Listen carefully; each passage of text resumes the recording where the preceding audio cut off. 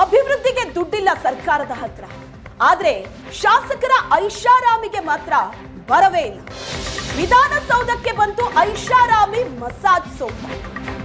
ಒಂದ್ ಕಡೆ ಸ್ಯಾಲರಿ ಹೆಚ್ಚಳ ಆಗಿದೆ, ಮತ್ತೊಂದ್ ಕಡೆ ಐಷಾರಾಮಿ ಮಸಾಜ್ ಸೋಫಾ ಬಂದಿದೆ ವಿಧಾನಸೌಧ. ಯಾಕಿದು? ವಿಧಾನಸೌಧದಲ್ಲೇ ಶಾಸಕರಿಗಾಗಿ ಐಷಾರಾಮಿ ವ್ಯವಸ್ಥೆ, ಶಾಸಕರಿಗಾಗಿ ರಿಕ್ಲೈನರ್ ಮಸಾಜ್ ಸೋಫಾ ತರಿಸಿದ್ದಾರೆ ಸ್ಪೀಕರ್. ವಿಧಾನಸೌಧಕ್ಕೆ ಬಂದಿದೆ 15 ರಿಕ್ಲೈನರ್, 2 ಮಸಾಜ್ ಸೋಫಾ. ಗ್ಯಾರಂಟಿ ದುಡ್ಡಿಲ್ಲ, ಗೃಹಲಕ್ಷ್ಮಿ ಯೋಜನೆ ಹಣ ಬರಲಿಲ್ಲ, 3 ತಿಂಗಳಾಯ್ತು ಅಂತ ಹೆಣ್ಮಕ್ಳು ಬಾಯಿ ಬಡ್ಕೋತಾ ಇದ್ದಾರೆ. ಆದ್ರೆ ಇಲ್ಲ ನೋಡಿದ್ರೆ ಸಂಪುಟ ಸದಸ್ಯರ ಸಂಬಳ ಜಾಸ್ತಿ ಆಗಿದೆ, ಅವರಿಗೆ ಐಷಾರಾಮಿ ಫೆಸಿಲಿಟಿ ಸಿಗ್ತಾ ಇದೆ. ವಿಷಯದಲ್ಲಿ ನೋಡ್ತಾ ಇದೆ ಐಷಾರಾಮಿ ರಿಕ್ಲೈನರ್. ಗ್ಯಾರಂಟಿ ದುಡ್ಡಿಲ್ಲ ಅಂದ್ರೂ ಶಾಸಕರ ಜಾತ್ರೆಗೆ ಮಾತ್ರ ಭರ್ಜರಿ ಖರ್ಚಾಗ್ತಾ ಇದೆ. ಮಧ್ಯಾಹ್ನ ಊಟದ ನಂತರ ನಿದ್ದೆ ಮಾಡೋದಕ್ಕೆ ಅಂತ ಶಾಸಕರಿಗೆ ಸೋಫಾ ತರಿಸಿದ್ದಾರೆ. ಗುತ್ತಿಗೆದಾರರಿಗೆ ದುಡ್ಡಿಲ್ಲ, 32,000 ಕೋಟಿ ಬಿಲ್ ಬಾಕಿ ಇದೆ ಅಂತ ಗುತ್ತಿಗೆದಾರರು ಕೂಡ ಸಿಟ್ಟಾಗಿದ್ದಾರೆ ಸರ್ಕಾರದ ವಿರುದ್ಧ. ಆದ್ರೆ ಇಲ್ಲಿ ನೋಡಿದ್ರೆ ರಿಕ್ಲೈನರ್, ಮಸಾಜ್ ಸೋಫಾ ಜೊತೆಗೆ ಸಂಬಳ ಹೆಚ್ಚಳ ಇವೆಲ್ಲವೂ ಸರ್ಕಾರದ ಮಟ್ಟದಲ್ಲಿ ನಡೀತಾ ಇದೆ. ವಿಧಾನಸೌಧದಲ್ಲೇ ಶಾಸಕರಿಗೆ ಐಷಾರಾಮಿ ವ್ಯವಸ್ಥೆಯನ್ನ ಕಲ್ಪಿಸಲಾಗಿದೆ. ಸೆಷನ್ ಇದ್ದಾಗ ಮಧ್ಯಾಹ್ನ ಊಟದ ನಂತರ ನಿದ್ದೆ ಮಾಡೋದಕ್ಕೆ ಅಂತ ರಿಕ್ಲೈನರ್, ಐಷಾರಾಮಿ ಸೋಫಾ ತರಿಸಿದ್ದಾರೆ.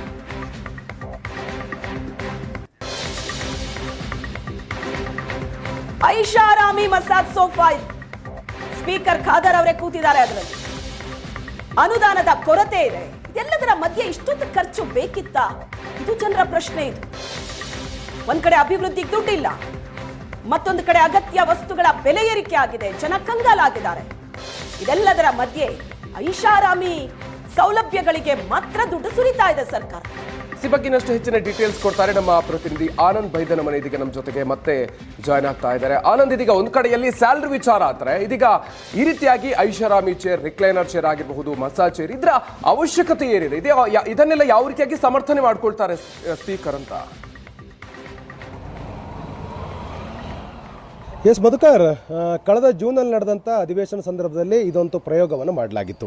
ರಿಕ್ಲೈನರ್ಗಳನ್ನು ತರುವ ತೀರ್ಮಾನವನ್ನು ಸ್ಪೀಕರ್ ಖಾದರ್ ತೆಗೆದುಕೊಂಡಾಗ ಅದಕ್ಕೆ ಸಹಜವಾದಂಥ ಟೀಕೆ ಟಿಪ್ಪಣಿಗಳು ಕೂಡ ವ್ಯಕ್ತವಾಗಿತ್ತು. ಆದರೆ ಅದಕ್ಕೊಂದು ಸಮಜಾಯಿಷಿಯನ್ನು ಕೂಡ ಕೊಟ್ಟಿದ್ರು. ಅಂದರೆ ಮಧುಮೇಹ ಇರ್ತಕ್ಕಂಥವ್ರು, ಶುಗರ್ ಇರ್ತಕ್ಕಂಥವ್ರು ಇನ್ಸುಲಿನ್ ತೆಗೆದುಕೊಳ್ತಾರೆ. ಇನ್ಸುಲಿನ್ ತೆಗೆದುಕೊಂಡಿರ್ತಕ್ಕಂಥ ಶಾಸಕರುಗಳು ಕನಿಷ್ಠ 20 ನಿಮಿಷ ರೆಸ್ಟ್ ಮಾಡಬೇಕಾಗತ್ತೆ. ಹಾಗಾಗಿ ಅವರ ಅನುಕೂಲ ದೃಷ್ಟಿಯಿಂದ ನಾವು ಬೇಕಾಗಿರ್ತಕ್ಕ ವ್ಯವಸ್ಥೆ ಮಾಡ್ತೇವೆ ಅನ್ನುವಂಥ ಮಾತನ್ನು ಸ್ಪೀಕರ್ ಖಾದರ್ ಅವರು ಮತ್ತು ಇಡೀ ವಿಧಾನಸಭೆ ಸಚಿವಾಲಯ ಭಾಳ ಸ್ಪಷ್ಟವಾಗಿ ಹೇಳಿತ್ತು. ಹಾಗಾಗಿ ಆ ರಿಕ್ಲೈನರ್ಗಳು ತರ್ತಕ್ಕ ನಿರ್ಧಾರವನ್ನು ಕಳೆದ ಜೂನ್ನಲ್ಲಿ ನಡೆದಂಥ ಅಧಿವೇಶನ, ಅಂದರೆ ಮಳೆಗಾಲದ ಅಧಿವೇಶನ ಸಂದರ್ಭದಲ್ಲಿ ಆ ನಿರ್ಧಾರವನ್ನು ತೆಗೆದುಕೊಳ್ಳಲಾಗಿತ್ತು. ಆದರೆ ಬೆಳಗಾವಿಯಲ್ಲಿ ನಡೆದಂಥ ಅಧಿವೇಶನ ಸಂದರ್ಭದಲ್ಲಿ ಇದಕ್ಕೆ ಫುಲ್ ಸ್ಟಾಪ್ ಹಾಕಲಾಗಿತ್ತು. ಅದರಲ್ಲಿ ಯಾವುದೇ ರೀತಿ ವ್ಯವಸ್ಥೆಗಳನ್ನು ಮಾಡಲಾಗಿರಲಿಲ್ಲ. ಆದರೆ ವಿಧಾನಸಭೆ ಮೊಗಸಾಲೆಯಲ್ಲಿ ಉತ್ಕೃಷ್ಟ ದರ್ಜೆಯ ಒಂದು ಸೋಫಾಗಳು ಇರುವಂಥ ಕಾರಣಕ್ಕಾಗಿ ಅಲ್ಲೇ ಅವರಿಗೆ ರೆಸ್ಟ್ ಮಾಡಲಿಕ್ಕೆ ಅವಕಾಶಗಳಿತ್ತು. ಆದರೆ ಈಗ ಕಳೆದ ಜೂನಲ್ಲಿ ತೆಗೆದುಕೊಂಡ ನಿರ್ಧಾರವನ್ನು ಇನ್ನೂ ಅಪ್ಗ್ರೇಡ್ ವರ್ಷನ್ನಲ್ಲಿ ಜಾರಿ ಮಾಡ್ತಕ್ಕ ನಿರ್ಧಾರವನ್ನು ಸ್ಪೀಕರ್ ಯು ಟಿ ಖಾದರ್ ಅವರು ತೆಗೆದುಕೊಂಡಿದ್ದಾರೆ. ಭಾಳ ಆಶ್ಚರ್ಯ ಅಂತಂದರೆ ಈ ಎಲ್ಲ ನಿರ್ಧಾರಗಳಿಗೆ BSC ಸಭೆಯಲ್ಲಿ ಸಹಮತ ವ್ಯಕ್ತವಾಗಿದೆ. ಯಾಕೆಂತಂದರೆ ಸದನ ಸಲಹಾ ಸಮಿತಿ ಏನಿರುತ್ತೆ ಇದು ಅತ್ಯಂತ ಉನ್ನತವಾಗಿರ್ತಕ್ಕಂಥ ಸಮಿತಿ. ಮುಖ್ಯಮಂತ್ರಿಗಳು, ಉಪಮುಖ್ಯಮಂತ್ರಿಗಳು, ವಿರೋಧ ಪಕ್ಷದ ನಾಯಕರುಗಳು, ಸಚೇತಕರು ಮತ್ತು ಪ್ರಭಾವಿ ನಾಯಕರುಗಳು ಮತ್ತು ಸ್ಪೀಕರ್ ಸಭಾಪತಿ ಇರತಕ್ಕಂಥ ಸಮಿತಿ ಇದು. ಅಂದರೆ ಬಹಳ ಪ್ರಮುಖವಾಗಿರ್ತಕ್ಕಂಥ ಈ ಸಮಿತಿ ಇದಕ್ಕೆಲ್ಲ ಗ್ರೀನ್ ಸಿಗ್ನಲ್ ಕೊಟ್ಟಿದೆ. ರಿಕ್ಲೈನರ್ಗಳನ್ನು ನಿನ್ನೆ ತಂದು ವಿಧಾನಸಭೆ ಮೊಗಸಾಲೆಯಲ್ಲಿ ಹಾಕಲಾಗಿದೆ. ಅಲ್ಲಿ ರೆಸ್ಟ್ ಮಾಡಲಿಕ್ಕೆ ಶಾಸಕರಿಗೆ ಅವಕಾಶವನ್ನು ಕೊಡಲಾಗಿದೆ. ಈ ಬಗ್ಗೆ ಪ್ರಶ್ನೆ ಮಾಡಿದಾಗ ಸ್ಪೀಕರ್ ಹೇಳ್ತಕ್ಕಂಥದ್ದು, ಯಾವುದೇ ಕಾರಣಕ್ಕೂ ಶಾಸಕರುಗಳನ್ನು ನೀವು ವಿರೋಧಿ ಥರ ನೋಡಬೇಡಿ, ವೈರಿ ಥರ ನೋಡಬೇಡಿ ಅನ್ನುವಂಥ ಮಾತನ್ನು ಸ್ಪೀಕರ್ ಖಾದರ್ ಅವರು ಹೇಳ್ತಾರೆ. ಅಂದರೆ ಇಲ್ಲಿ ಬಹಳ ಗಮನಿಸಬೇಕಾಗಿರ್ತಕ್ಕಂಥ ವಿಚಾರ, ವಿಧಾನಸಭಾ ಸಚಿವಾಲಯ ಮಾಡ್ತಕ್ಕಂಥ ಖರ್ಚು ವೆಚ್ಚಗಳು RTI ವ್ಯಾಪ್ತಿಯೊಳಗೆ ಬರೋದಿಲ್ಲ. ಹಾಗಾಗಿ RTI ವ್ಯಾಪ್ತಿಯೊಳಗೆ ಬರದೇ ಇರುವಂಥ ಕಾರಣಕ್ಕಾಗಿ ಆರ್ಥಿಕ ಇಲಾಖೆಯು ಕೂಡ ದೊಡ್ಡ ಮಟ್ಟದಲ್ಲಿ ಅದಕ್ಕೆ ಸಹಮತ ವ್ಯಕ್ತಪಡಿಸುವ ನಿರ್ಧಾರವನ್ನು ತೆಗೆದುಕೊಳ್ಳುತ್ತೆ. ಯಾಕಂದರೆ ಇಲ್ಲಿ ಗಮನಿಸಬಹುದು, ಈ ಸ್ಪೀಕರ್ ವಿಧಾನಸಭೆ ಸಚಿವಾಲಯ ಅಂದರೆ ಸ್ಪೀಕರ್ ಅವರು ಯಾವುದೇ ನಿರ್ಧಾರ ತೆಗೆದುಕೊಂಡ್ರು, ಅವ್ರು ಯಾವುದೇ ಪ್ರಪೋಸಲ್ ಅನ್ನು ಕೊಟ್ಟರು ಕೂಡ ಆರ್ಥಿಕ ಇಲಾಖೆ ಅದಕ್ಕೆ ಸಹಮತ ತಕ್ಷಣದಲ್ಲಿ ಕೊಡುತ್ತೆ. ಇತರ ಬೇರೆ ಅಭಿವೃದ್ಧಿ ವಿಚಾರಗಳಿಗೆ ಹಣ ಕೊಡುವ ಸಂದರ್ಭದಲ್ಲಿ ಇನ್ನಿಲ್ಲದ ಕೆಲವೊಂದು ಪ್ರಶ್ನೆಗಳನ್ನು ಹಾಕ್ತಕ್ಕಂಥ ಆರ್ಥಿಕ ಇಲಾಖೆ ಈ ವಿಚಾರಗಳಲ್ಲಿ ಯಾವುದೇ ಕಾರಣಕ್ಕೂ ಮುಲಾಜಿಲ್ಲದೆ ಹಣ ಕೊಡ್ತಕ್ಕಂಥದ್ದು ಮಾಡಿದೆ. ಯಾಕೆಂತಂದ್ರೆ ವಿಧಾನಸಭಾ ಕಲಾಪ ನಡೆದ ಸಂದರ್ಭದಲ್ಲಿ ಆರ್ಥಿಕ ಇಲಾಖೆ ಅಧಿಕಾರಿಗಳನ್ನ ಇನ್ನಷ್ಟು ಬಿಗಿ ಮಾಡತಕ್ಕಂಥ ಅವಕಾಶಗಳು ಸದನದ ಒಳಗಡೆ ಸ್ಪೀಕರ್ಗಿದೆ. ಆ ಕಾರಣಕ್ಕೆ ಆ ಭಯದ ಕಾರಣಕ್ಕಾಗಿ ಆರ್ಥಿಕ ಇಲಾಖೆಯು ಕೂಡ ಈ ವಿಚಾರದಲ್ಲಿ ರಿಲ್ಯಾಕ್ಸ್ ಆಗಿ ಹಣ ಕೊಡ್ತಕ್ಕಂಥದ್ದು ಮುಂದುವರಿಸಿದೆ.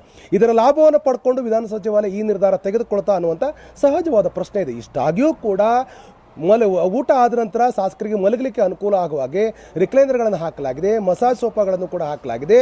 ಜೊತೆಗೆ ಇದಕ್ಕೆ ಸಮಜಾಯಿಷಿ ಕೊಡುವ ಪ್ರಯತ್ನ ಮಾಡಿರ್ತಕ್ಕಂಥ ಸ್ಪೀಕರ್ ಅವರು ಶಾಸಕರನ್ನ ಒಂದು ರೀತಿ ವೈರಿ ತರ ನೋಡಬೇಡಿ ಅಂತಕ್ಕಂಥ ಮಾತನ್ನು ಕೂಡ ಹೇಳ್ತಾ ಇರೋದನ್ನು ಗಮನಿಸ್ತಾ ಇದ್ರೆ, ತಾವು ಮಾಡಿರ್ತಕ್ಕಂಥ ಕ್ರಮವನ್ನ ಸಮರ್ಥನೆ ಮಾಡ್ಕೊಳ್ತಕ್ಕಂಥ ಪ್ರಯತ್ನವನ್ನ ಅವರು ಮಾಡಿರ್ತಕ್ಕಂಥದ್ದು ಬಹಳ ಸ್ಪಷ್ಟವಾಗಿ ಕಂಡು ಬರ್ತಾ ಇದೆ.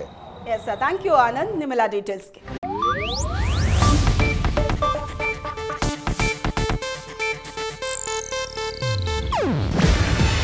ಇದು ಏಷ್ಯಾನೆಟ್ ನ್ಯೂಸ್ ನೆಟ್ವರ್ಕ್ ಪ್ರಸ್ತುತಿ. ನೀವು ನೋಡ್ತಿದ್ದೀರಾ ಏಷ್ಯಾನೆಟ್ ಸುವರ್ಣ ನ್ಯೂಸ್.